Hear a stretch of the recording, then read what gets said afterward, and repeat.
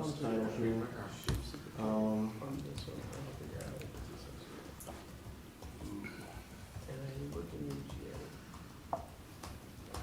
And then let's change the date. So May 12th. it being That's Wednesday, where we're I at. imagine this is just a file. You think so? I think so, yeah. Alright. I don't know. I mean, they might use some. All right. I'd like to call this meeting to order. All those in favor say aye.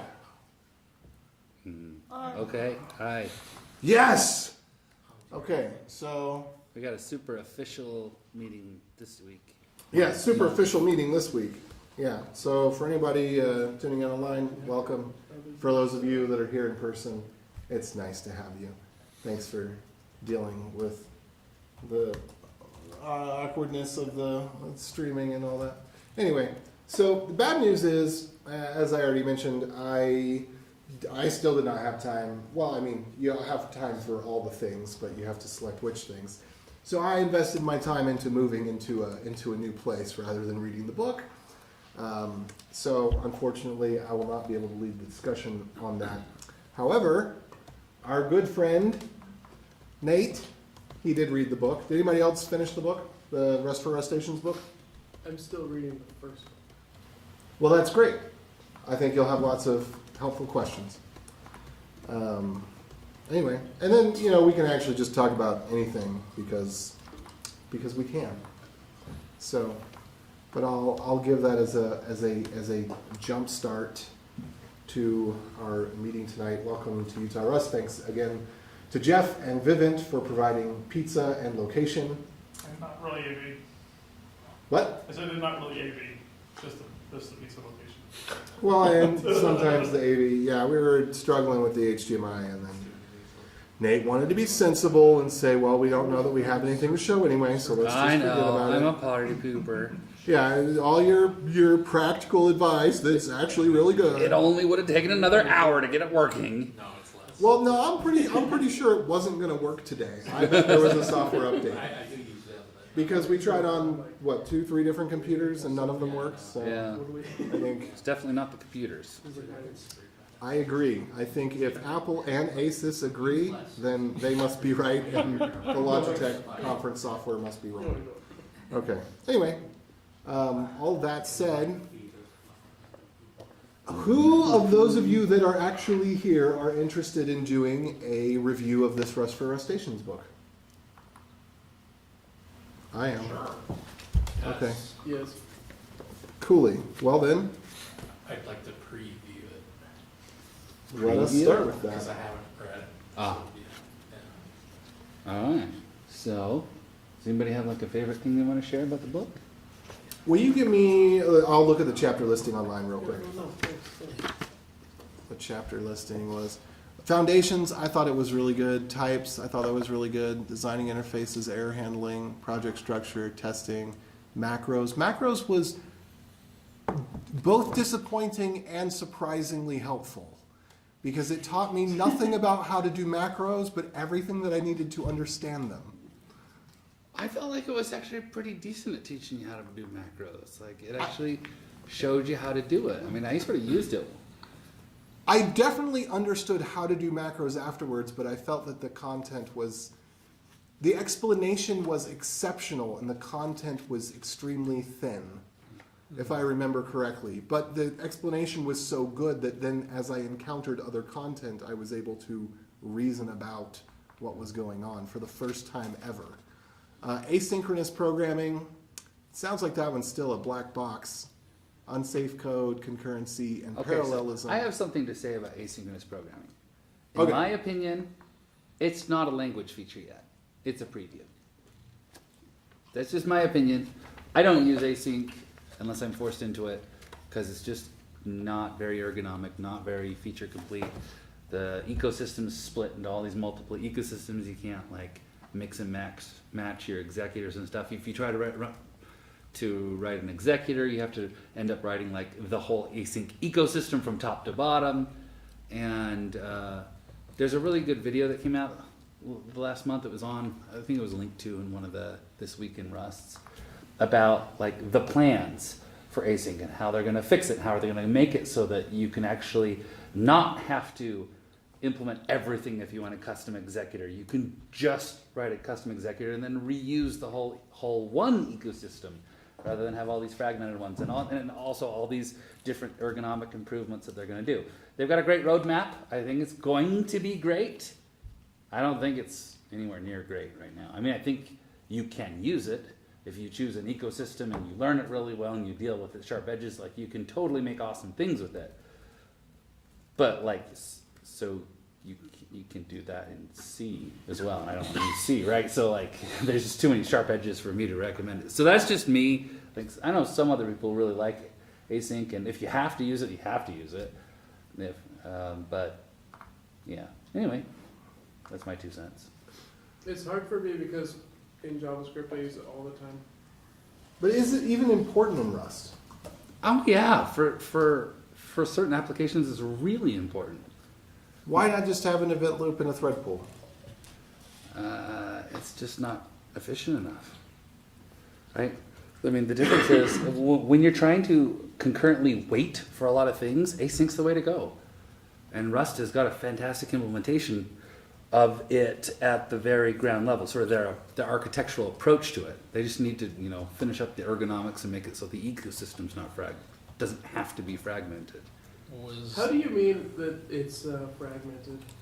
Like, if you use Tokyo, then you need to use Tokyo's libraries. You can only interact with other things that also use Tokyo. If you use async standard, the same thing. If you use, what are the other ones called? It's the one that uses small or whatever. Like, there's like a literally an ecosystem. And other crates and stuff that do, and then you have to duplicate all of that in a different way if you go with a different starting point with async. What does executor mean? Gosh, I don't remember what the technical. Like an execution policy? But- It holds all of the async tasks that are running at the time, and it decides when to run which one. Or executor. So scheduler, is it like an interface that there's just libraries. doesn't have a good implementation? Or what? No, the language doesn't have enough features to make it so you can, like, you need to be able to have async functions and traits, for example. That's one of the reasons that you can't mix and match different trait. Well, that is technically true, but practically speaking, there are macros that give you that, and essentially all they do is wrap it up in a function that returns a boxed future. It works essentially the same way. Sure, but then you have to convince everybody to use the macro, right? It's not Yeah, part of the because there's not universal adoption is the issue, right? Mhm. And for there to be, I mean, you could argue that it's theoretically possible to get universal adoption without it being in the language itself, but in practice, it's probably not going to happen. Right. Whereas if you get it into the language itself and then they promote it from within, it's very likely that they can unify the ecosystems, or at least have a unified ecosystem that's an alternative to the split ecosystems. Okay, so let's talk about something good. Okay, something good. You're the one actually usually have- ragging on things you don't like about So Rust. I have a question about that. I know before and during COVID, the Firefox team wasn't able to work on Rust as much. Do you think that played a role in not getting it out fully, or? Not getting the async stuff? Yeah. I don't have any Yeah, I mean, it's visibility into the Yeah. Firefox Okay. team at all. I don't know. Yeah. Like, I haven't, since Quantum came out in 2017, I really haven't heard Well, about anything. So to be clear, the reason I'm mentioning Firefox is because wasn't Firefox the creators of the language Rust? Mozilla, Oh, Mozilla. Okay, so which Mozilla. is, you know, But they're I mean, kind of split they now. were the I mean, Firefox people. there are some Firefox people that are still actively using Rust, but there are people that are just Rust and not Firefox at Yeah, all. and Mozilla had this huge layoff, and they laid off a whole bunch of Rust people. And that was actually one of the precipitators of the Rust Foundation. So I think it, on balance, ended up being a really good thing because now we have the Rust Foundation and it's being supported by a whole bunch of big, huge companies and other large companies, or at least other supporters willing to put a decent amount of money behind it. Okay. So I think it ended up being a good thing, but it was still really disappointing at the time to see Mozilla, that had basically incubated and curated this group that created Rust, just be like, now we're just going to axe them all. Thanks, Mozilla. No, I think What was the reasoning behind it? Money. Say Mozilla's Doesn't kind earn of the always, money. Mozilla's kind of always been riding the knife edge on money. yeah, I've heard that too. Like their main product is Firefox, which is a completely free browser. Yeah, well, Their money was like- product, if you're talking about money coming in, is the search agreement with Google that's Right. coming in through Firefox. Right.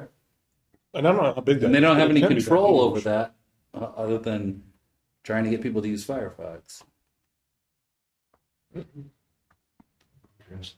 So, good things. That was not me that went on that tangent. I just participated a little bit. I'm not casting blame. I was just saying. Okay, good things. Rust without the standard library, like when we did with the embedded thing. That's awesome. It's really awesome that you can do that. Is that touched on in the book? Yeah, there's a whole chapter on it. Oh, that was probably towards the end. Yep, it is chapter 12, second to last chapter.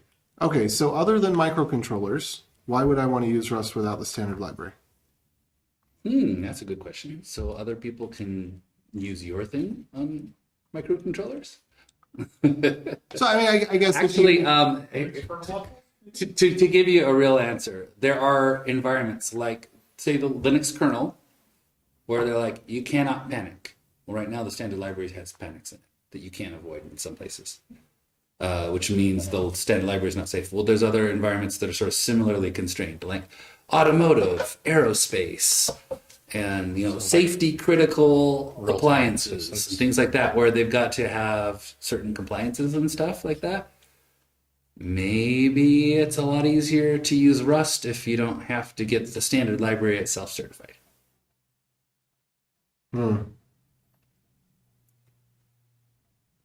So what would you be able to do without? Well, how easy is it to define your own allocator? How easy is it? I have no idea. I No, haven't written it. there's a difference between implementing an allocator and Implementing a good one. hooking it into Rust. Hooking into Rust is easy. Hooking it into Rust is just a couple of like special magic compiler flags on a couple of functions. It's not like that exciting, but Good. I Writing like with things that are people not is- exciting. That's my favorite type of thing in programming. The less exciting, the more excited I am. Yeah, that's one of the good things about Rust, right? It's boring. They didn't try to do any features that hadn't been already proven to be useful and valuable before. The borrow checker? I mean, I guess you could reach for that. Reach for that. It's like the core thing. It's what? Well, it's not like it's some crazy technology, though. No. It's just like being more like the point is like all of the technologies, even if they hadn't been popularized in the language that Rust is competing with, they had been proven. Like that, the borrow check, like the lifetimes and stuff. The concept was not invented. It had already been proven in decades past. It just hadn't been used much. Where? You What mean, like- other language has a borrow checker? I don't remember. Okay. Fair enough. But I'm fairly certain I'm basing this off of the claims that I read while I was putting together my courses. So this is not firsthand, this is secondhand knowledge. Okay. I can accept that. Wait, so you have courses in Rust? Yeah, where have you You're making been? fun of me. I can't tell. Yeah, I got courses. I'll give you free access to them if you want. They're the best courses, Rust courses on Udemy. Yep.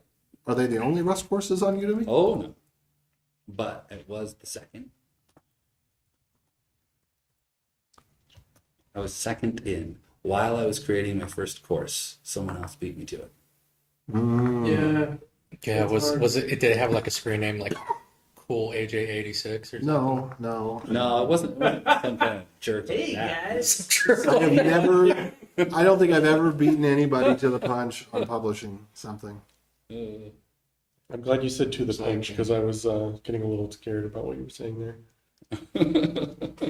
Looks like linear ML was Yeah, but one of the how many times on Stack Overflow do you always borrow checking scroll down images. to the There you go. 2021 update or the 2022? And they made a big deal, like You have to publicly do that, on you're the not Rust clicking up on website that. before they What? redesigned everything. You have to do that. They're without like clicking Rust the was button. boring. There were like whole presentations on this.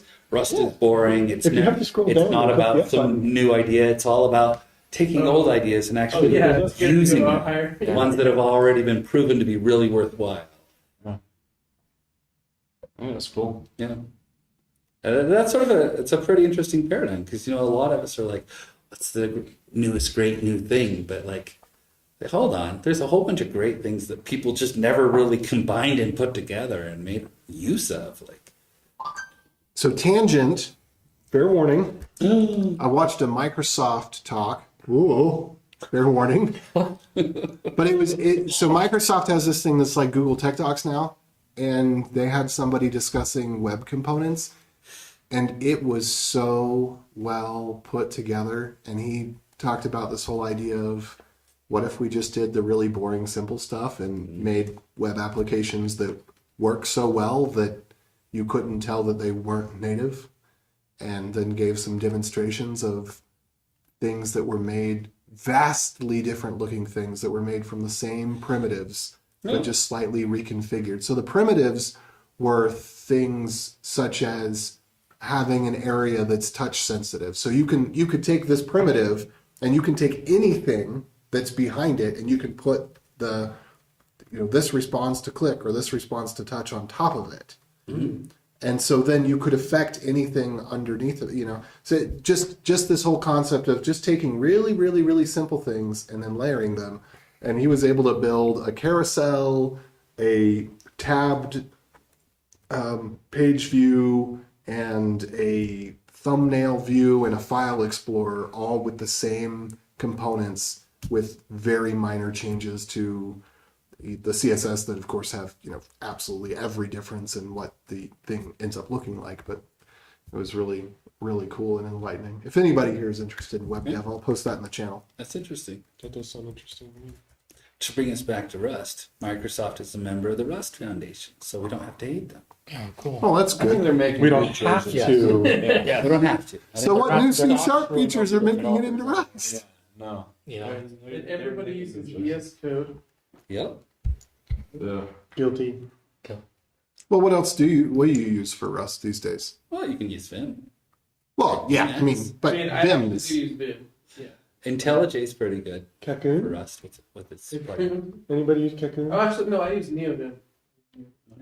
Because Vim is like. I use Hex Edit. I use Ed. It's use Sublime. I just get two wires and I tap them together. Make it work.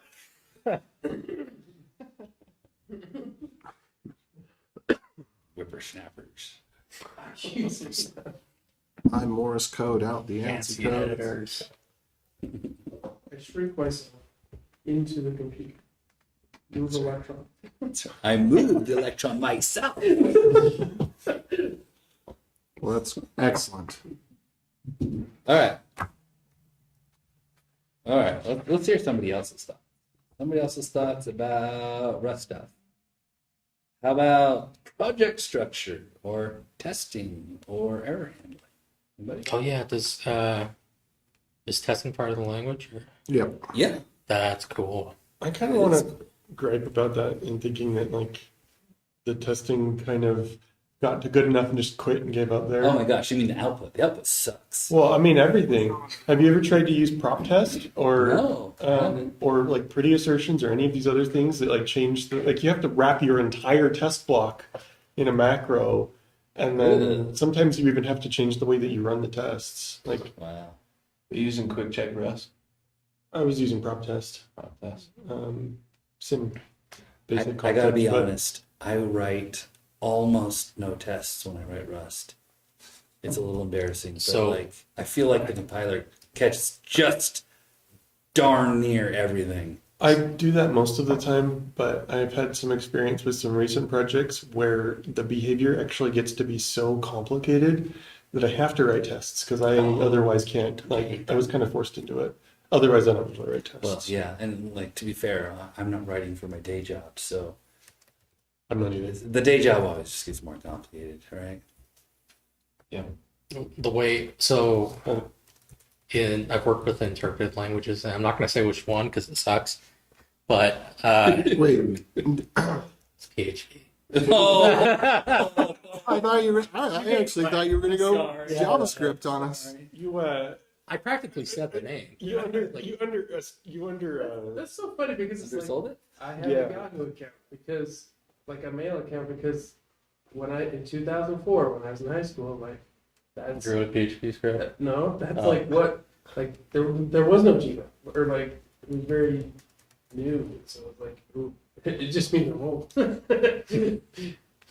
So we have to write tons of TDD, and I talked with the higher up, and he basically said, if you're not writing tests, you're investing in bugs. And because PHP is interpreted like it's fine, it's syntactically it's fine, but it'll blow up, at a certain point, and if it just sucks. yeah. My experience with Python too. You can have code that runs until you hit the wrong branch, and suddenly it's like you never declared that variable. Yeah. So Yeah. without tests, it's hard to tell if the code's even syntactically valid. The Yeah. biggest thing is with Python and interpreted stuff is refactoring. Mhm. I remember refactoring something from a string to a list. No, it was the other way around, from a list to I don't know. String and list, but the thing was like we hit these bugs. It took us forever to find where we were iterating over the value. And a string's iterable and a list is iterable. So it didn't complain until it got like way further down, and it's like, here's your single character. We're like, oh, what the? How did it get a single character? Let me take a picture of it. Yeah, I can't handle That's not non-type check languages. I can type check Python and be okay, but message no, you with it's that. not the same. I used to love Python back when I was young and building things from scratch. Because it would let me do everything. I just look at everything, and performance wasn't a concern, and nobody else had their hands on the code, and if they did, it was only 768 lines anyway, so I could just read the whole thing. But man, we got up to 100,000 lines. It was just so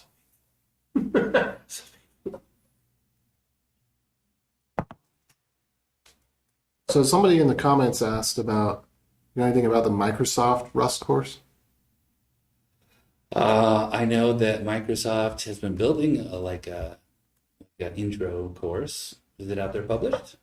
Well, that's right. You technically you work for Microsoft. Technically. Oh yeah, you Sort of. technically do work for Microsoft. So I hear a few things inside, and I can go to the Microsoft Rust Conf.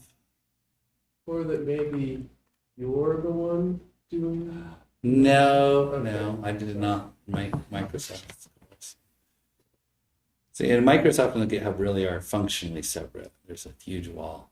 Like, for us to interact, we basically have to figure out someone's email somewhere else and email them. And at GitHub, we don't really use email. And then if you email them, they're like, I'm calling the cops. How are you doing anyway? Oh no, the Microsoft people are all over there. It's the other way around. Like we were told when the acquisition happened, they're like, if someone emails you directly, here's the liaison inside of GitHub that you need to refer them to. Like, do not reply. Just forward it on to this liaison guy, and he will help. He will. And it was because it was like Microsoft was so excited, and they were afraid that 100,000 Microsoft employees were all going to start like finding people at GitHub and emailing us. And at the time of the acquisition, we were only there were less than 1,000 employees, and only half of them were engineers, right? So it's like if 5,000 Microsoft employees started emailing us, we would have been swamped. Yeah, that was interesting. Anyway, it sounds like I'm still talking again. Did anybody else bring I have an their- alarm to We have the respond. same exact alarm. I have Same an alarm? alarm. means I have to respond to my mom's text. Oh, okay. What do you want to share? Wait, I'm going off You're too. just reading it.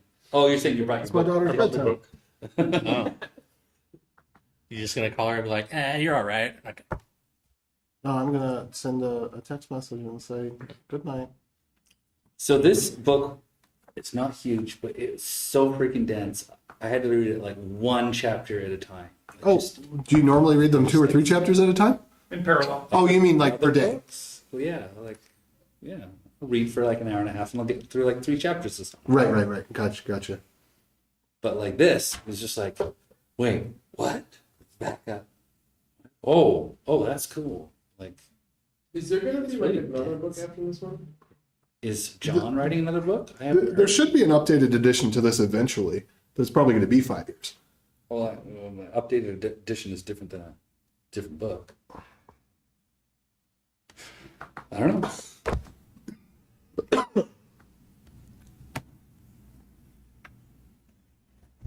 This is really cool. I really Okay, like this. so the thing that I'm most interested in, aside from how to cross compile, which I would love you to share with me some sort of solution you have with GitHub Actions or whatever on how to cross compile. Well, the point of using GitHub Actions is not cross-compiling. It's compiling natively on the 3 run. Well, whatever. processes. Compiling the ability to have a solution by which I write some code and then I end up with working binaries that I can have published to GitHub releases. That's something that I'm really interested in. So follow up from last time, Zig does not work for this. It works only for the specific case of being on Linux and cross-compiling to Apple. That's the only case that the linker will work in. Well, that's pretty limited. Yeah, because it ended up being that the example that was given in the blog was that specific case. And then there was somebody else brought up, I think in the chat, a link to a cargo Zig build or something like that. But then that also stated in the README, this only works for that. And after trying lots of different things, probably that night and the next day, I concluded that Zig build only cross compiles from Linux to Mac, which is really weird. You'd think it'd be able to cross compile from anything to Linux pretty easily. I don't even know how you compile anything at all on Windows. Well, I mean, you have C-Lang and Visual Studio. Yeah, how do you just run a script and have something compile though? That's the question. If I have to go in and get a GUI project set up and define all these linker settings and click lots I'm out. I just give me the script I can run. The trick is you clone a VM and you have the VM that somebody else set up that all it does is just Well, that's GitHub Actions, right? builds and yeah, exactly. So that's the thing is, show me. You don't need to ever create your own environment ever again. Just use somebody else's. Well, this is the Docker problem, right? We can't ship your machine to the customer. We can't figure out how your machine works. We'll put your machine in Docker. Now we can ship your machine to the customer. Yeah. Nobody knows how it works. Nobody can reproduce the steps. But by golly, at least there's a file that runs. Well, the Well, point you of the can Docker- reproduce the steps. It's just not worth it. It's right there. It's an empty shell. Just Well, there you go. okay, you go talk to people that actually write Docker files and ask them if they know how it works. Nobody ever goes back and refactors their Docker files to get them clean so that you can actually tell what were the necessary steps. They basically just copy their bash history into a Docker file, and if it happens to work, they're done. The biggest problem I have with writing Docker files is that the need to run the same set of steps in multiple places happens all the time. And there's no provisions for reusability in a Docker file. There's no way to say like, look, here's my coverage environment so that I can run a coverage test. But here's my non-coverage environment, and then let's set them all up the same way and build all the things the same way and run all the tests the same way. You can't do that. Like you have to like copy all of your code in Docker files. Well, the idea, which GitHub Actions, my opinion, is that makes this worse by 10x, is that you have an inheritance hierarchy. So every Docker file uses some other Docker file that uses some other Docker file, and so at the end, you have your Docker file that describes your base environment, and then you have 3 other Docker files, one that's your CI environment, one that's your build environment or whatever, and they all come off of that base environment that probably comes off of something else, something else, something else. It sounds cool, but it's not part of the Docker ecosystem. So like, But it is, because that's the whole point of the first line in the Docker file is from, right? right, So you but say from, and then you give it some arbitrary name. It doesn't, you can't say build the CI environment on my local machine, and it'll just say like, look, I don't know where this container comes from. So you have to like manually go through the dependency tree of all the Docker files to build all of them, and then you have to manually rebuild them all every time. Like you don't get to reuse the machinery that GitHub Actions is using on your machine. What does this have to do with GitHub Actions? I don't know what that has to do with GitHub Actions. I'm just But no, saying, GitHub Actions is scary because they take the NPM approach, the left pad approach of I'm gonna take one line of bash, say, Hugo run build, and I'm going to create an entire action that's got a whole repository. That's, I wrote an action for work that's like 6 lines of bash. If you can't understand that, But see, you're not following the GitHub action way, because each one of That's those the GitHub lines action way. should be its own thing. No, you go look at I mean, maybe this is not the way I was the GitHub one that teaches it. did GitHub Actions at work. The reusable part. yeah, I was gonna say my complaint is just that if you can't run it in multiple environments, you've just kind of copied the same problem again. Like I need to be able to run the same actions on my machine that I can run in the cloud. I don't have a Wait, are you Windows complaining machine. about Docker or Actions? I don't know if he's If he complaining wanted about to do his project to GitLab, I know you never want to. Like crazy. But like if he went crazy and was like, hey, I want to put this in GitLab, how could he migrate all of his GitHub actions? Like, it wouldn't work. He'd have to rewrite his whole CI. I think is what he's getting at. And that's the kind of thing that I was kind of concerned actually with when we started implementing GitHub Actions. And I'm like, this is okay, but it's also like a lock-in like Lambda is. Vendor lock-in, classic Microsoft move. Well, no, but it's the trade-off of convenience, right? Because what you're telling people is, oh, look, you don't have to learn how to write Bash because Bash is too hard. Just follow our 4-hour tutorial, and then you can learn how to do GitHub Actions. And in fact, this works because at least there's a 4-hour tutorial. Whereas if you want to learn how to do it in Bash, it's I think if you're going to be in 100,000 people charge arguing. of a GitHub action, you should know Bash. There's no reason for you not to. Well, they're written in JavaScript. This has something to do with Rust, right? No, we're not. We're off the Rust bus. I'm like, what are we talking about and why? This was the cross compile tangent. The cross compile tangent, yeah. Because it I went don't from have much cross to say about compile. that. I've never needed cross compilation in Rust, other than Well, you're just deploying to Linux, though, right? like going to the little microcontroller or something. But you're just going to I have a question Linux. about Rust. I compile on where I want to run it. Yes. Right. So you're not trying to say, okay, I came out with a new release of my game. You've got your Rusty Sword game. So you're not saying, okay, cool, I got a new release of Rusty Sword or Rusty Cars, Rusty Engine. Okay, I'm going to hit enter, and now, boom, it's available on GitHub releases. Anybody can download it.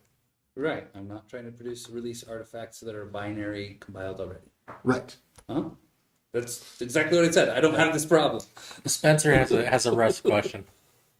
All right, Spencer, what you got?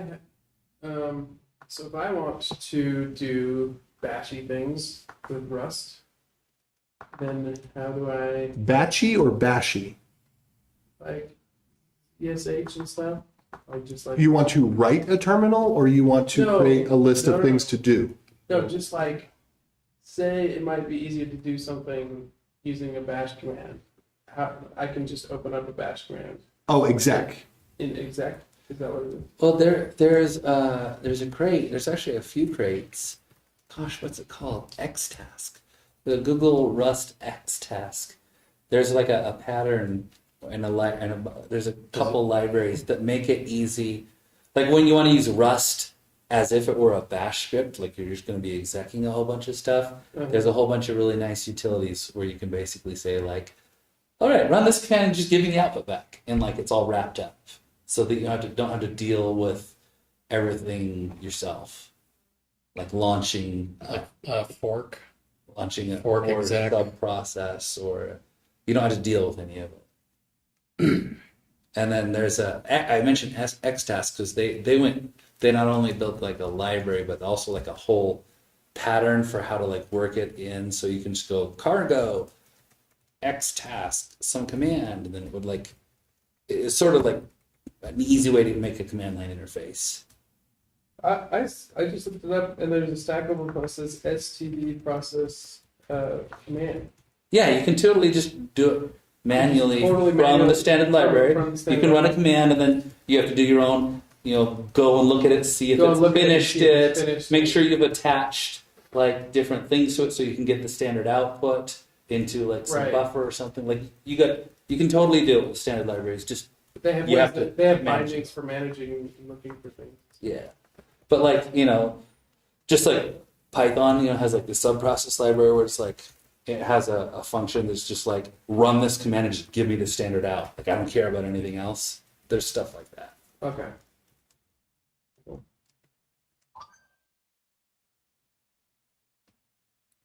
So another topic, Does it have to do with Rust?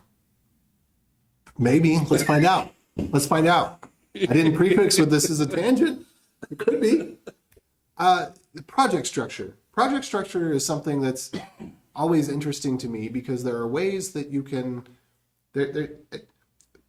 Rarely do you see the hello world of this is what a project is, and this is the things that it should contain if it's a complete project where here's you don't have the test directory because you put the tests in the file, or can you also have a test directory and put the tests out of the file? I think you have to put them in the file. Integration tests go in a separate tests directory.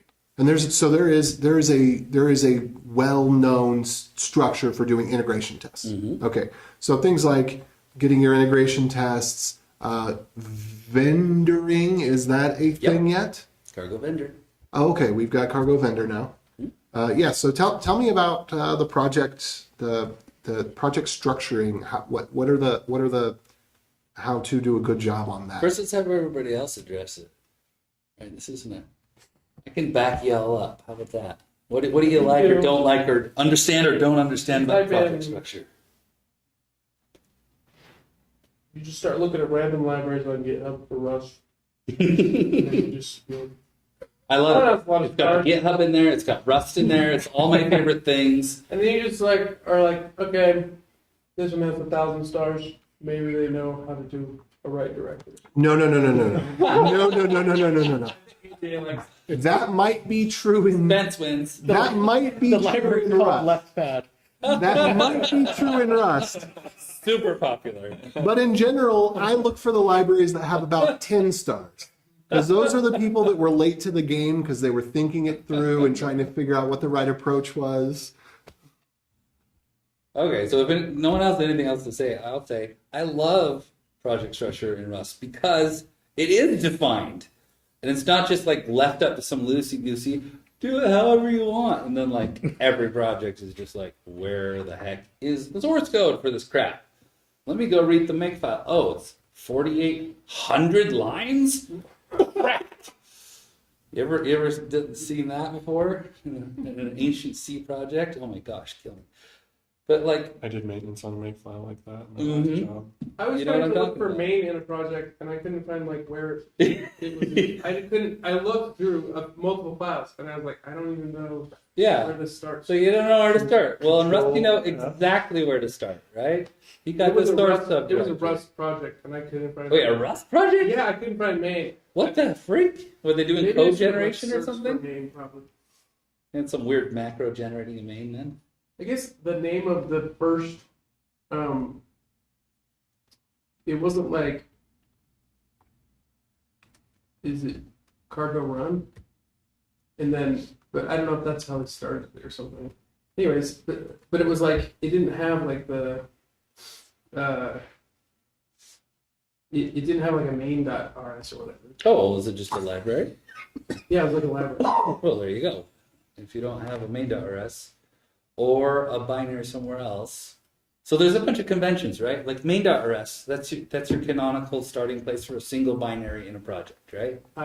So For a single binary. can I, if you want to go one step before that, go to cargo.toml, Mm-hmm. because that's what actually points at where the main and where the other stuff is. Oh, okay. If you see a lib section, then it's a library. If you see a bin section, and they're usually like multiple bins, so they're kind of like double braced. Yep. Funny. You Then can those will customize point you to where the main is for those binaries that run. So that's like the source of truth. When you run anything cargo, the first thing cargo looks at is cargo.toml. Mm-hmm. So that's where you start. Okay.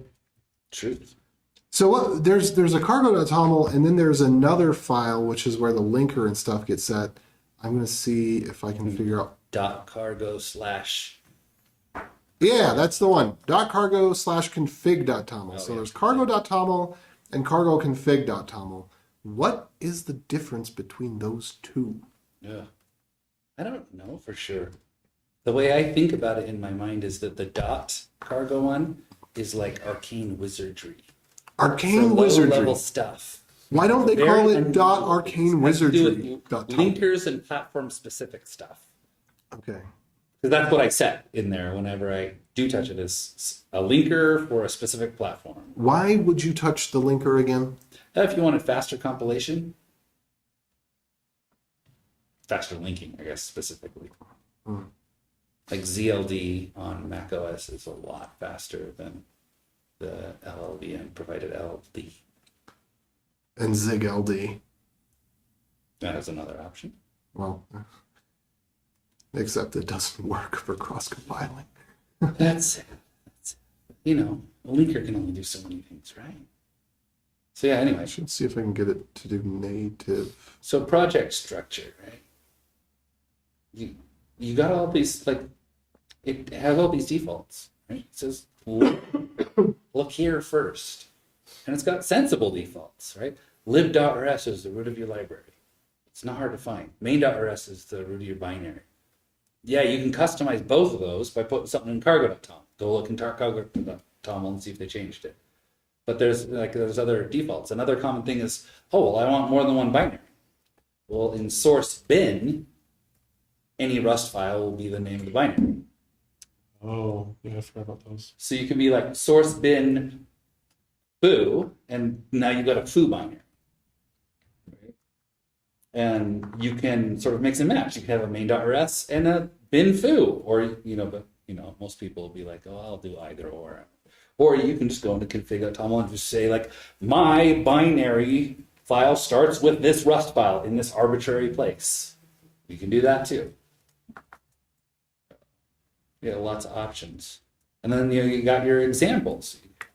Make an examples directory. Any Rust file in it is going to be an example with that name. Oh, you want examples in a non-standard place? Well, you can go to config.toml and point them somewhere else, right? Same thing with integration tests. They go in the tests directory. And, there's a layout for, your unit test should be in the same file. Just like all this stuff. It's just like, where it's supposed to be. And you don't have to deal with making a makefile or like wiring anything together. Cargo just takes care of it for you. Just follow the layout. If you don't like it, you can customize it. Either way, Cargo is just going to deal with it for you. Like, you don't have to call Rust C yourself. You could totally go and say, like, well, I want to do my completely different thing, and I'm going to make a makefile, and I'm going to manually call Rust C on each individual file, and then when I'm all done, I'm going to link them together. You can do that. But why? Right? You got Cargo to do it for you, so you don't have to deal with anything. And it handles all the platform differences for you as well, right? You're not going to have to go. If you want to make a makefile, then all of a sudden you're platform specific again. So, anyway, I'm talking way too much. You're not talking too much. That's all good. You are the We're all most listening. knowledgeable person in the room. We need to get some of our other Rust friends back here again. You may not have known it, but you're actually the designated speaker for tonight. I don't know if you told me, but I did. I told him while we were getting pizza. I said, I didn't finish the book yet. He said, I did. I said, great. No, I'm picking up now. I'm getting it. So anyway, yeah, layout. In fact, I was complaining to my colleagues today about Go's lack of all this. Yeah. Anything about layout, this will give you freedom. No, no, Oh no, my gosh, no, it no. does not give anybody False. freedom. False. There are standard, well-known things for Go. Just because people at your company don't No, like no, to I follow said them. Go 1.0. Go 1.0. All of the structure has been backfilled into Go over the releases over the course of time because the lack of structure was so crippling to everybody. Well, the package management was crippling. Lack of, yeah. Yes, the lack of package management was crippling. When they finally got it, they got it right. But yes, I agree with that. But there's always been structure. The Effective Go book has been around since 1.0. Since before 1.0. Yeah, but does just put it here and none of your tools will actually care whether you do it or not? Really? Is that really structure? I mean, guys, come on. If it was more like how you install Python and use pip and everything, Oh. everything would just make way more sense, right? Yeah, just install in a random system location. Good luck ever installing any two Python-related applications on the same machine. It's the best. It's the best. Virtual fucking end. ever. That's what virtual end's for. Yeah, good luck in that one too. No, I mean, I've seen several different Go standards that people have written over time, and you go look at actual Go projects in a while, and some of them have Go files in the root. Some of them have like a source folder. Some have like a separate lib folder. I mean, like Some have a package folder, yeah, some have package which is folder. the official recommendation. There's a lot of weird things people have done, and part of it's because it doesn't have just a default like this is how things work. Is you can't just say like go build. Okay, I agree. There's not a Go init that sets it out for you, but there are well-known directory structures. A lot of people, yes, it gives you too much freedom because a lot of people, what they do is they come from whatever language they came from and they think, great, I'm going to try to do Go wrong on purpose, and they succeed. We've got a lot of early Python code written like Java code because we had Java developers who didn't know Python when they started, and so the first code looked a lot like Java. Yeah. Yeah, I think Can't you're right, face AJ. it. I think people wake up and they're like, how can I piss off AJ and everyone? That's How really can I a just big ruin- motivator. How can I just ruin Oh, that everything? call. Oh man, Will called No, me. it's just bad timing. No, you admitted that it was a prank call. Was he like, we'd like to interview you for like Windows batch sessions? PowerShell developer. I called him. He's like, "Hey, Will, you're on speakerphone in my car with my family." I was like, "Hey, man, I can't talk right now." He was like, "What?" I was like, "I can't talk right now. Can I call you back?" I called him. That was the whole thing. Oh, okay. Got it. So Everybody's like, "What? Where's the punchline?" got it. All right. Next topic. What's the next topic? Sorry for putting you on the spot like this, Nate. It's not a negative reflection upon you. It's a negative reflection upon me. Sorry. Are you guys feeling any sorry from him? I'm not. I'm just not. Well, I can sense that you're a little bit more uncomfortable, and I'm not familiar with you being uncomfortable. All right. Let's talk about interfaces then. This is sort of like internal project structure, right? So we just talked about like file structure for your project. So now let's like flip it to the inside. Talk about like project structure inside the code. Can I make an observation that Yeah, I just make thought it. of? We have REST format for the stuff inside the files. We don't have anything like that for the stuff of the files themselves.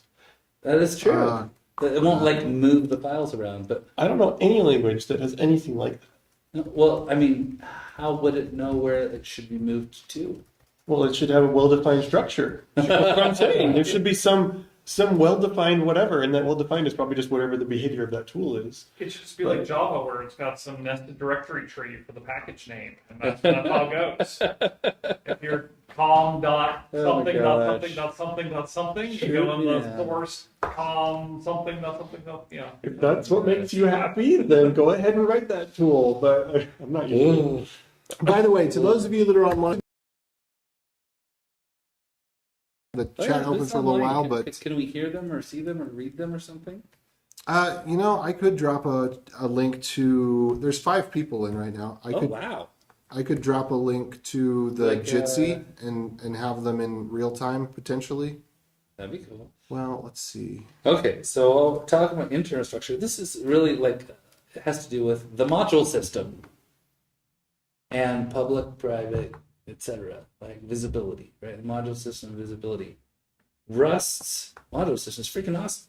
Is there a difference between a module and a library? Sorta. I mean, a library is a module, Okay. but not every module is a library, right? So a library is the whole thing. But like any submodule is also a module. What's the separation? Whoa! Well, the library can be used by by a Rust binary or some other project, right? So like the library is your project level. Like it has the entry point. Like lib.rs is the entry point of your library. Well, it's also a module. It's the root module. Does that make sense? Yeah. So think of it like a tree. Like every node in the tree is the same, but the root node's special because that's where you start.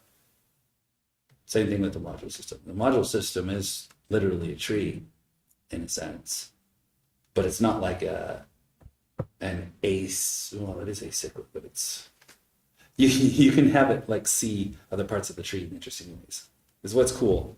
Like what I like about Rust is like the module system is well designed, and like the way it's reflected in the files is really nice, right? Where you have like lib.rs and you're like my module.rs, and that in lib.rs that's my module, right? And then you can make a my module directory and put some Rust files in that, and that's your my module submodules. Like I really like how that's reflected in the file system. It's very clean. You're like, oh, there's a directory. I know this directory is about a module of the same name, and the stuff inside of it is exactly one level down, and if there's nested subdirectories, so on and so forth. So it's really easy to know to like map back and forth between, oh, where am I in the module hierarchy versus where am I in the directory hierarchy. It's like a one-to-one mapping, super easy. Like, I really like that. And then like the fact that everything's default by private by default, there you go, is super nice when you're designing libraries, because you're like, you don't accidentally expose this stuff that you didn't mean to. And often you break somebody because they started using it directly, right? Or if you're really like, if you're really particular about following semantic versioning like I am, you don't feel pressured to like, crap, I technically broke my API, so I need to release a major version, but I don't want to because I didn't mean to. Like that always bugs me. And I like the fact that you can, like you just make something public by just put pub in front of it. Super easy. And then I really, really like you don't have to use it much, but when you need it, you can say, this is just public to the crate, just public to the rest of the library, but not public. And then you can just like use it from anywhere else in the library, and it's not going to complain about it. Like, yeah, you don't want to do a whole lot because then you end up with like a tangled mess. You probably just want to like, if you're doing it a lot, it just means like you need to like redesign a little bit, put things in the right places. But if you do it a little bit, it's so nice. Like we tried to do a thing at work where with a Go library, where we're trying to make a collection of different types of libraries, and we wanted this one entry point. And we wanted to enforce this one entry point where you're like, call this thing and it will set it all up for you. And then in each of the individual like subparts of the library, it had its own like set up this and set up that and set up this, and the root one like did them all, right? And like bad things are going to happen if you like just tried to use one or the other or something like that. And we were trying to enforce that, but we could not. There was no way to prevent people from seeing the sub packages entry points, because the thing that tied them all together had to be able to see it. And there's no concept in Go of, I'm going to make it so that it's visible. It's actually the internal folder. You used to say you know about internal, right? I know about internal, and that doesn't work because the things that configured were then using other public stuff. And we couldn't make it so that we could put the entry point to the individual libraries in internal, and then Re-export them? without just every way we tried it, it either pulled everything else into internal, and then no one could actually use the sub library stuff because it was now internal, or they would still be able to access the stuff we didn't want them to access. We tried for hours and hours and hours to just find any architectural setup that would work. Next time, give me a call. Work. I'm dead serious. Next time, if you run into a problem with Go, feel free to hit me up. Yeah, even if it is technically possible, it's way freaking harder than it needs to be. And the fact that like it just drives me nuts about Go. It's like, okay, so like you got public and private. It's like uppercase and lowercase, right? And then they went internal and they're like, oh crap, we don't have any more cases. We'll throw it into an entirely different section of the file system. That's what we'll do. Oh, great, thanks. And you know, and it's like this huge hammer, and it still doesn't allow for any of the other So good nuanced things, cases, right? like make it available to these slice of the file system. Anyway, I don't know. I use Go all day, every day, so I Wait. can have my complaints about it. You do? I do. That's my job. We talked about this. Do you want to switch? I just He forgets every month. It's okay. I've But been you're learning the- Go the past couple weeks, and it's amazing. I mean, I love it more than Node. I don't know if you have the same feelings about it. Easy doesn't like how Go is code Go's sensitive not my either. least favorite language. Good. So, Good. Because but it definitely has sharp edges. Oh, especially if you get into reflection. well, Yeah, you're not I supposed was to use trying that reflection. today, and it was weird. You're not supposed to use reflection. That's I mean, reflection is there's unsafe, and then there's reflection, and then there's empty interface. These are the three deadly sins of Go. You use them with extreme prejudice. I'm still really sad that they didn't figure out a better way to solve the nil pointer exception problem. Rust has definitely a better way with the whole enums and If they'll functional introduce style an switching. algebraic data The whole like in Rust that you can't have nil unless it's a thing that like actually says that it can be a none or whatever. Yeah. It Yeah. is so nice. Having in Go having the like it's bitten me so many times where I'm like, why is this function being called and throwing a fit about it's like this pointer being null? Oh, it's because it's null. Because you never initialized the thing, but it still lets you call functions on the nil value. Yeah. I think that is unfortunate. And the docs say that it's your fault for not making all of your methods properly handle nil. Yeah, right. Well, I mean, technically that's what it true. says. That's what it says in the docs. That's technically true. I mean, the same with every other language. programmer's response. That might be technically true, but But it's a there sharp are pain some point. methods that are like that method doesn't even make sense on a nil. Well, and there's a what little. else are you supposed to do other than crash? There's a number of things where it does work with nil, and so it's confusing. So there's a way to interfaces are not nil unless you assign nil to them directly, and then they are nil. So there's two types of nil with interfaces, which is annoying. My favorite thing with nil with interfaces is interface equal to nil, false. Print interface nil. Yeah, no, I hate that. And then it's kind of nice, but also kind of annoying if you don't initialize a slice. You can use append on the slice, and that will initialize it. Which, Oh yeah, append to slice, and then oops, it's modifying some other slice somewhere else. Why is it doing that? Oh, because they happen to be sharing backing memory and both mutating it at the same time. Well, like that one that I'd go back to that's programmer error because you didn't make a copy of the slice. So now we're in Java style defensive copy land? Okay, I see. Well, that's what's supposed to be That's why we like happening. Rust, is it doesn't define Yes. these things to be the programmer's responsibility. Yes. It's like- What I like about Rust is that its API allows you to say, like, look, this is the way that you are allowed to use this thing. You cannot use it any other Oh, way. so nice. And you cannot stomp on somebody else's memory because of you're using it stupidly. Yeah. It's so nice to be able to just look at a function signature and be like, oh, I know that this function will mutate this thing and it won't mutate this thing. Yeah. In Go, Well, there's can't just like, another no app way. go in and willy-nilly modify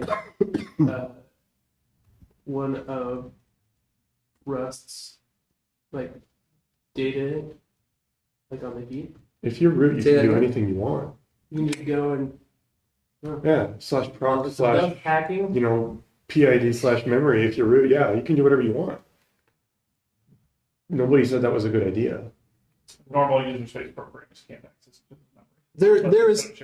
there is no programming language, compiler, or mechanism that is so advanced and sophisticated that a sufficiently curious person cannot find a way to abuse it. I think the official quote is much shorter than that, but Yeah, they'll Have you- always make a better Spence, idiot. don't worry. Oh wait, now with you saying that, I can't say what I was going to say. Sorry, did it Have you, spoil have it? you heard of zero knowledge proofs? I've heard of them. I don't believe that they're real. They are. Zcash is built on them. And Yeah, I a don't couple of believe other it's real. things. Well, I haven't heard about it. What's the zero knowledge proof? So I'm going to give you a math problem Okay, But- I always hated proofs and where I want you to add two numbers, but those two numbers are encrypted. I'm not going to tell you how to decrypt them. And then you're going to hand me back the result. did you do that? Exactly.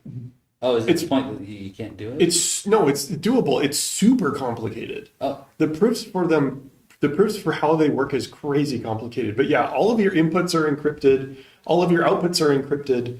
All you can do is verify that somebody else did the same computation as you did, but you have no idea what any of the results are. oh, okay. So like, So like you Zcash pass uses it off them. to two other things to do the same thing and just compare their encrypted result and make sure they're getting the same thing back. Right, exactly. So like Zcash uses this, for example, they have in their cryptocurrency, they have like a public space, which is like basically just Bitcoin. And then they have a private space where you can do transactions between accounts, but everything that happens in that transaction is encrypted.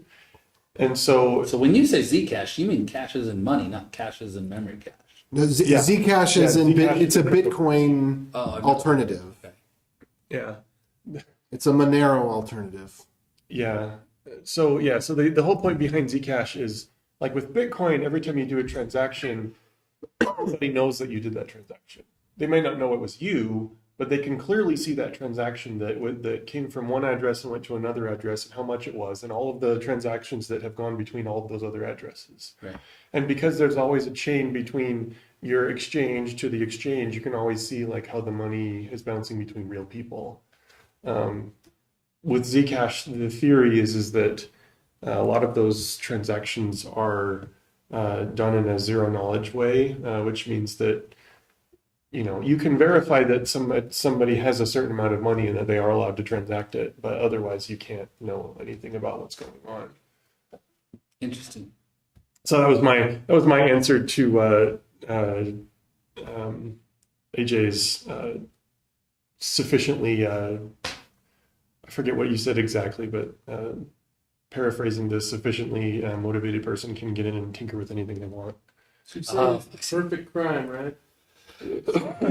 Well, So that's Some hackers are asking for Bitcoin. if you're interested, there's a video that I could share with you that kind of explains a little bit the problem that is potentially solved by a digital currency. But essentially, it's over the last couple hundred years, a very small number of people and a very small number of groups have centralized all of the money in the entire world, and they fund both sides of pretty much every war that has happened in the last 200 years. Okay, I'm not super interested in cryptocurrency. The Illuminati. Microsoft. No, it's not. It's not the Illuminati. It's just, I mean, you say that, but that's the kind of thing that people spin to draw the attention away from it, right? Because if you can, it's just like what happened in the last few election cycles. If you can come up with something that's so absurd and then tie it to something more absurd, the people latch onto the thing that's the most absurd and forget reality entirely, right? So I'll give an example. A certain orange man never said anything about drinking bleach, right? But everybody knows that he told people that they should drink bleach, right? So you come up with some absurd statement, and that's what people believe. So the Illuminati is this absurd thing that is easy to grasp on, and then use as a straw man for anytime somebody wants to talk about, well, yeah, there actually are a group of people that do make decisions that influence lives in a global way. You just throw out, oh, Illuminati, and then boom, immediately you've distracted the conversation. You've Speaking of distracting I mean- conversation, our tangent is right now. hey, you brought up Zcash, and the whole purpose of Zcash. I was going to say, is Zcash written in Rust? So, All right, let's talk about trade. Look, you guys, the Freemasons. No, but it's not a joke. This is the reason that Zcash and Monero, et cetera, exist, is to find a way to be able to do exchange human to human. Zcash Okay. is in Rust? And that's a good pausing point. a great A lot of deal cryptocurrencies are of- done in Rust cryptocurrencies are done in Rust. because Yeah. they need to be done very fast and they need to be done correctly because money's on the line. If they haven't been released yet, it's probably because they're written in Haskell. Because your website. It was released and in Haskell. All right. So talking about traits, who knows what the difference is between the Dyn traits and the regular generics? No? Dyn traits and regular generics? Yeah. What's the difference? Dyn traits have a pointer reference. They're more like the poly whatchamajigger generics, whereas generics are the mono jimawatsit generics. Very good. Very good. You almost got there. You almost got One is monomorphization and the other one is There you go. V-tables. Yes. Very good. That's what I said. Exactly. I Only just, just said you the didn't, whatchamajig. you didn't finish the I word. said the poly whatchamajig and the mono Okay, so whatchamajig. generics, when you got the angle brackets, right? That's your monomorphization. That's when they literally, when two different types use that generic function, the compiler just copies and pastes the code, substitutes the types twice, compiles both of them. if you use And hooks them up PHP, separately. you do the copy and paste manually and leave it in your source code. Or if you use Oh, Go, I see spans. See That's spans. true. If you use Go, then your standard library is tiny, and that means that everybody has to copy like a gazillion kinds of for loops. no, your standard library is I couldn't all find this part for some reason. programs that can be written have already been written in the standard library. So you literally just copy the 3 lines that include the standard library and do the thing. No, what I'm saying is that because you don't have any generics in Go, because the primitives are so loopy, anytime you have to do anything with a slice, you have to write a for loop. That's true. No, you don't have to write it. You just copy and paste it from your basic.org or from Go by example. That's not for, go that specific Stack Overflow, website. The yeah. Stack Overflow. Yeah. No, don't copy from Stack Overflow. Haven't you seen They just released a report. Haven't you seen that programming language that literally all you have to do, like all your code is just a search query, and then it just searches Stack Overflow, downloads the first answer, and runs it? GitHub Copilot? Oh dear. Okay. So here's something that took me a few years to realize. When would you use Dyn? Oh, by the way, Dyn traits, they're a fat pointer, right? It stores the information about the type and where you go to get the methods and stuff for that type. And so instead of literally like copy and pasting and generated optimizing code, it has to do an extra lookup. It's got to be like, oh, okay, I got this information. I'm gonna go back to memory again, go find it out. Okay, now I've got the stuff for specific to this type, right? But where would you use, like, why do you use one versus the other? That's the point I'm trying to get to. Because that's the interesting bit. why would you choose one direction, like your angle brackets one, versus like a dyne trait approach?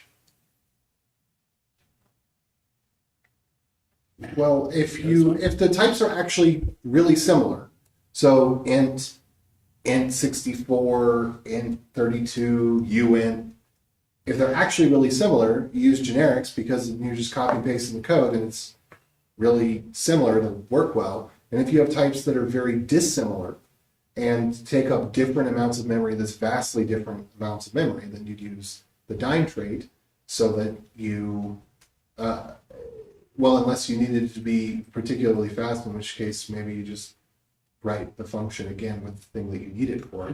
I don't think the dissimilarity or similarity of the types really enters into it. Okay. I mean, I could be wrong. I've never encountered where that made a difference. Well, because typically the ones where you want to do the generics around, but wait, you can do generics around, let's see, hold on, let me think here. I think Matt has something he wants to say. When you're ready. What? Go ahead. Matt had something. Oh, I just, sorry. as we speak, I'm working on something for a project of mine where I want a visual kind of interactive navigation through an object space in my language, in my project.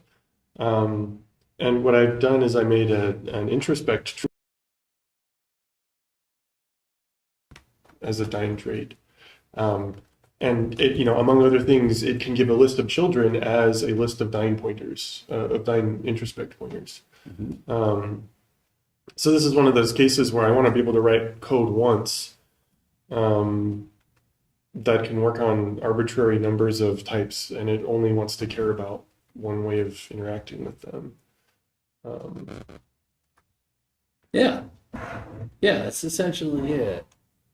The example that always helps me remember this is that you can make a vector of a dyne trait. Yeah. Because it's a known size pointing off somewhere else. You can't make a vector of a generic. You just can't do it. They're different sizes. You can't make a vector of multiple different types of objects. Right. Well, there's not even a way to like genericize it somehow. Well, because when you dyne something, you put it in a box, and then it's a pointer, right? Mm-hmm. Yeah. So but this is the thing I'm saying. If you have things that are very dissimilar, then the amount of memory that they're going to take up is very I see dissimilar. what you're saying. Like the sizedness of it is very relevant. So yeah, you're right in that context. Yeah, sorry, I didn't pick up on that. So Yeah, I probably wasn't saying it very eloquently. But here's the other thing that I've found. People almost always use regular generics unless they're forced to use dyne. Like if you just go and read Rust code, it's almost always regular generics. And regular generics have more features that the dyne traits do not have. Yeah, your traits have to be object safe if they're going to be used in dying. And Yeah, what does that mean, object safe? I'm not arguing. I'm just like I literally don't. no, remember. so when you have a dyne trait, you have to create a vtable for it, and you have to have a function, and you have to know what that function is going to return. Right. In Rust, you can have traits where you've defined a type as part of the trait. And there's no way to encode a type into the vtable. Right. And so, anytime you have a function where the return type changes based on what it's implemented on, so like if it returns self, for example, Right. You can't use it because it's not object safe. You can't say, I have a function that's going to return. What is that going to return? Because Like it's going to iterators. return something different for every implementation of this trait, and so you can't make that object safe. Yeah. So traits themselves can have type parameters or associated types. Like the iterator trait has like the item, which is an associated generic type. Dyne traits can't handle that. Right. That's why for my introspect, Can't make a vec of dyne iterators. I can't say that, I can't say here's what my children type is. because then it's not object safe anymore. I can't have one generic interface, or one, generic's a bad word, but I can't use one abstracted interface that can access the children of multiple different types of things, because they're, it's only able to handle one type of code. And so the interface has to return a specific pointer, and what it does is returns a reference to dying introspect, which is my trait. So like the trait returns, every implementation of introspect always returns dying introspect pointers. Yeah. Cool. There might That was fun. be, I was gonna say, there might be different ways to approach this. I haven't fully explored it, but one possibility is, finding another way of locking it up inside of a thing that's the same everywhere. So it's possible that you could still implement it, give it types, but then have a wrapper around that which is untyped. So I'm wanting to say that, like, so Serde, there is a crate called erased Serde, which deletes some of that extra type information from the trait, and then makes it possible to wrap around another serializable thing, so that you can use a type erased version of a Serde object and then throw away the type information and get a dying version of it. Interesting. So it is sometimes possible to create an object safe wrapper around a non-object safe trait. I don't know if it's possible in the general case, but it's possible to do it. That's a level of wizardry I have not yet attained. That's for sure. Have you used that in a practical sense, or like in a project, or have you used that before? I can't say that I've been using it, no. I think this is along the vein of something that this conversation would lead to a solution. So I had a project in which I had different types of audio files, so waves and FLAC and maybe I think M4A or something. And so I did the stupid thing of having an enum and having some of my audio processing being generic about the enum, and the enum encompassed all of them. And so I think what this meant was that it was always using the maximum amount of memory that any of them could be, because the enum, when you create an enum, that allocates the maximum of whatever things you're enuming over, True. right? So That's not a generic thing. That's just. but then email. but then I did that with generics. So then there was lots of code that was just using more than it needed to, than if I had said, okay, well, if I need wave processing, have this generic version for the wave processing, have this generic version for the FLAC processing, and then have something else, probably a dyne trait, I'm guessing would be the better approach to this, to link the things together. Because once I actually had, if I'm going through this list of things, once I actually get to the point of, oh, this is going to be a wave file that's going to be processed, okay, now match that and get that instance and execute the code this way, I'm imagining that would have been far more efficient, just to I'm not explaining it well, and I don't have the code in front of me. Why were your values large? You're saying that you're sticking like large values in the enum. Are you sure they were large? Was the stack portion large? I guess I'm not sure that they were large. Because like if it was a VEC or some of your traditional storage containers, the bulk of the storage is actually on the heap. It's a buffer. Yeah, I guess I really don't know. To be honest, it just seems, thinking about it now, it doesn't seem clean. So the processors were quite different. So it wasn't just VEX. It was actually here's a FLAC audio processor and all the things that it can do. And here's Oh, a so you're wave. like sticking the whole struct that represented Yes. the underlying library's whole parser and stuff into that enum. Yeah, so for some of them, the metadata was read at the beginning of the file. So when you open the file, the metadata is carried, and then every time you read so many blocks, it references the metadata again. So I imagine that the metadata block for, say, the WAV file or the FLAC file, which might include a JPEG, may have been. But did you ever have like 10,000 of these enum instances? No, I mean, because it Probably only. wasn't a big deal then, because if you only have like 5 of them, it's like, oh, Okay. I wasted an extra 300 bytes or something. Yeah, I guess you're right. Like, it's a big deal once you start taking that enum and being like, all right, I'm going to write 1 million of these to a file or something. Yeah, I mean, it would write a bunch of them, but they would all get collected Bad because example, huh? it would be Serialization doing. eliminated the making 10,000 of them and storing them in memory. That would have been bad. I think it would maybe be doing something like 5 or 6 of them at a time, because one part of the code was layering. So you'd have, say, the end of the file, then the start of an ad, and then the overlay in English or the overlay in Spanish. So there was the sound part of the ad, and then there was the audio part of the ad that was timed with the sound part, and then there was the beginning of the next song. So there could be maybe segments, one of which is only going to be the header, and then trailing into these things that were getting mixed together. It was an audio mixer for stitching in between. Well, I don't know. If you're dealing with different types that you want to like combine together, I would always reach for an enum before I reached for generics. So I don't think you necessarily did Well, no, anything wrong. it was no. I had generics, but they were generic to the enum.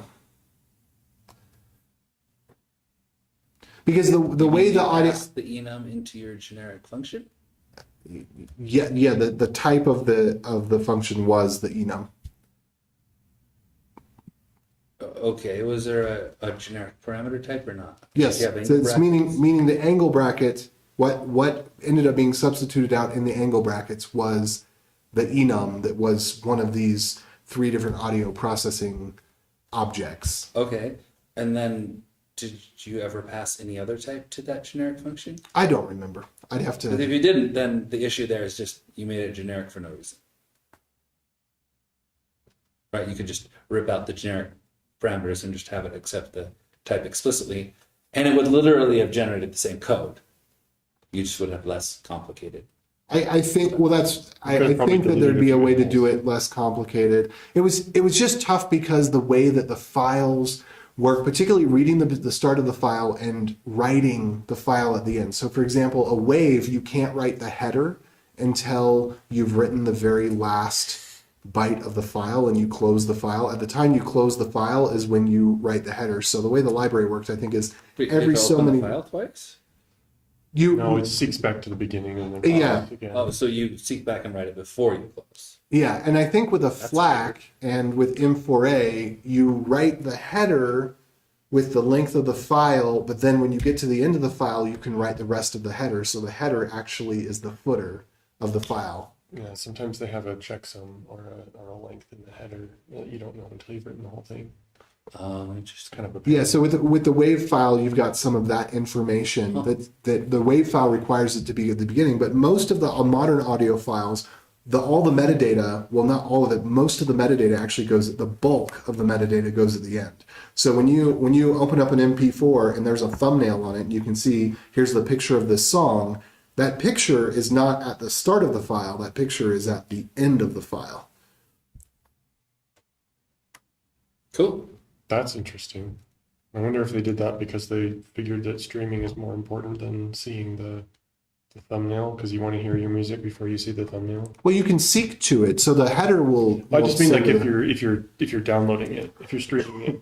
But if you're streaming it, you can still seek to get. So when you do when the browser does a request for an MP4 file, it will get part of the header at the head. But then that header will say, okay, the body section of this song is so long, and then there's more metadata content at the end. So And Or and does the the browser MP, do a seek get request to get the end stuff too? yeah, so you can do the content length request, and so your browser will Interesting. automatically get all of the metadata. But for the purpose of file storage, it's more efficient to put the data at the end because you're most likely to make changes that will change the size of the file in the metadata. You're not likely to open up the file and change the song, but you're likely to open up the file and re-tag it or add an image or add, your favorite information. How many stars is this song? That's interesting. That kind of thing. And so if you put a new field at the head, then it would have to rewrite the whole file. I see. That makes sense. But anyway, there were some of those issues that it was particularly tricky and felt really awkward in the way that I had to handle it because of those types of issues that I was trying to abstract over. So you were actually writing the parser yourself? Like you weren't just using some of the library that did it for you? No, I used the library that did it for me, but the library had to account for those as well. So one of the libraries you had to write the header as one of the first things you did. Another one, you had to write the library every so many, anytime you did a buffer flush to disk, you would rewrite the header as well. And so it was the way that the channels were set in the file. There was just enough different about the structure of it that it was hard to write the code in such a way that it would handle either or well. Oh. And then there's all the typing issues of this could be a FLAC that's a float 32, or it could be a FLAC float 16, or it could be a FLAC UN, or I guess it'd be int 16, and so on and so forth. You actually could have 24-bit audio files, I think is the highest that it would go unless you were doing the floats. It's just, there was a bunch of different parameters in terms of having to deal with different types of numbers and stuff like that. And so, yeah, it just ended up being complicated, and I Sounds didn't super complicated. I didn't like the result. Dagnabbit. You didn't like your resulting Rust code that you ended up with? Is that what you mean? Yeah, I mean, everything worked, but if I could go back and do it again, I think that there would be a cleaner approach that I would like more. So one of my flaws is to both benefit and detriment is that I don't like to just write code that works. I like to write code that when I look back at it, I say, yeah, this is easy to understand. This is easy to follow. Sometimes I'm a bit obsessive about that, and I'll rewrite the same code several times in a few different situations to figure out what are the ergonomics of this for the optimal path of writing this code. And with that scenario, there was so much complexity to it that I didn't even know I wouldn't have known how to attack it a second time. Yeah, code quality, elegance, constant struggle.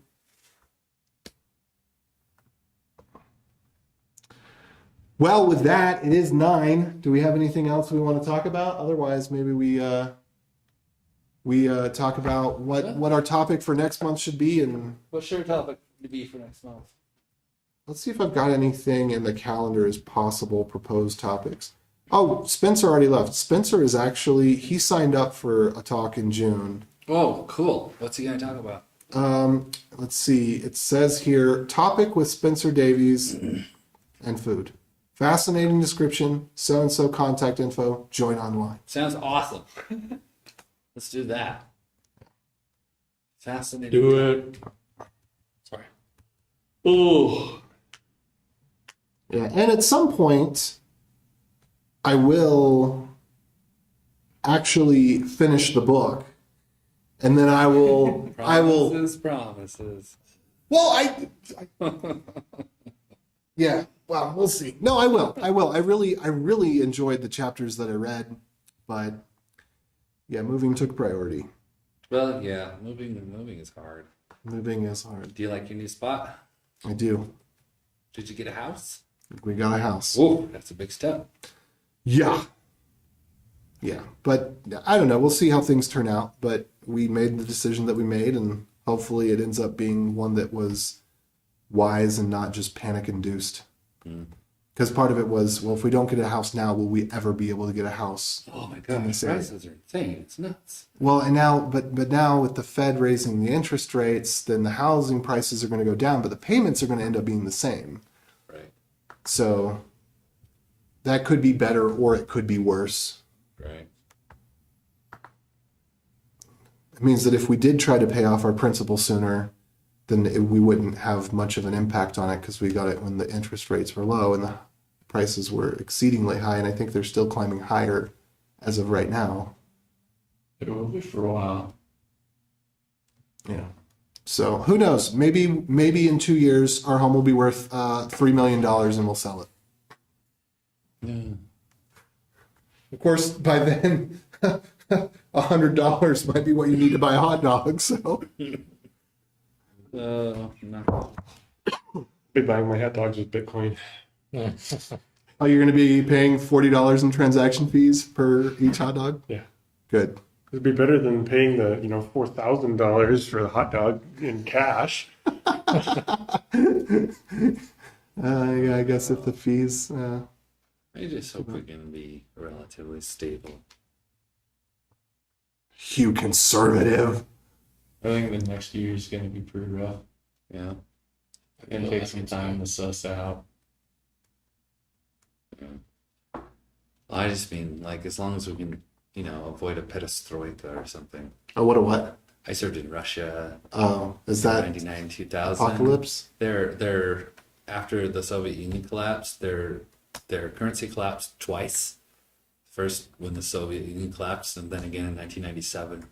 So when I got there in 99, it's just like no economy, no work.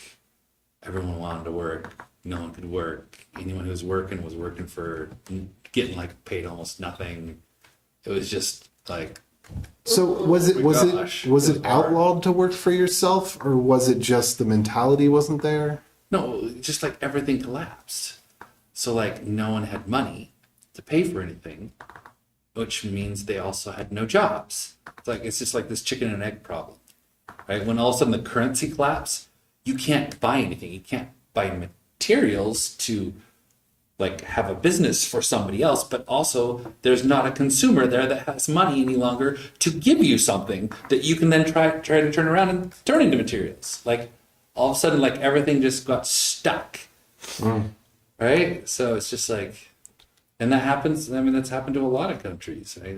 Their currency goes nuts or something goes weird, and then everything collapses, and then basically at some point, someone's got to just like say like, okay, we've reset the currency to so and so, and we're gonna like issue it all out and somehow get it going again. But there's all this chaos in the meantime. So I I just lived don't want that to happen. Is what I'm saying. I lived in Albania, and they would always Been through it. they would always say either to they'd say Niemi, that means 1,000. Everything cost 1,000. That's but you'd say sometimes you'd be confused because they would speak about the old currency price. So what they wanted was a 100-cent bill, basically barely roughly equivalent to $1. But sometimes you'd look at it and you'd say, wait, 1,000 old or 1,000 new? Because you're like, this seems like it should cost more than $1. This seems like it shouldn't cost $10. So did you want 1,000 old or 1,000 new? Yeah. And they're like, you're an American. Of course we want 1,000 new. And, 1,000 olds for him, for the price for him, not for you. my neighbors came back from their mission, their senior mission to Russia, but not Russia, South Africa, and they brought a $1 trillion bill from one of the African countries there. 1 trillion. $1 trillion bill. Nice. It was really funny to look at with just these zeros that just kept on going and going. We asked him how Zimbabwe. that might have been it. They said, well, how much was this worth? They're like at the time, Zimbabwe's currency a few had cents or something. absurdly high inflation. Yeah. Just move the scientific notation for these. Yeah, it's just like all those incremental games. Just stop looking at the number before the E, look at the number after the E. You don't have to do all the counting. I think it makes more sense. Oh, that's so sad. Well, do we have any last questions, comments, thoughts before we end officially, and then we can carry on with the Covered a lot of rust. what? I said we covered a lot of rust. We did. Thanks, Yeah. Nate. No problem. Yeah. Do we have any desires for things that you want to learn in presentation format next month? That applies to the online people as well. Anything you want to learn in presentation format. Who's online anyway? There's a few people from my Twitch channel, and then more people from our Utah Rust channel that just come into the Utah Rust. What about like Eric? Does he ever come? I haven't seen Eric in a while. I think we got to tag him and let him know when it's happening. I don't think he's subscribed anymore. But I bet if we tagged him, he'd join in. All right, well, we're going to turn it off. Those of you online, thanks for joining. If you found any of this useful or entertaining, or just helps you fall asleep while you're listening to it tonight, consider a thumbs up, sub, follow, etc.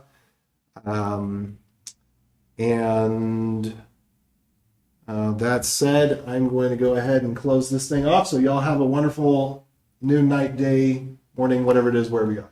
Bye. Adios.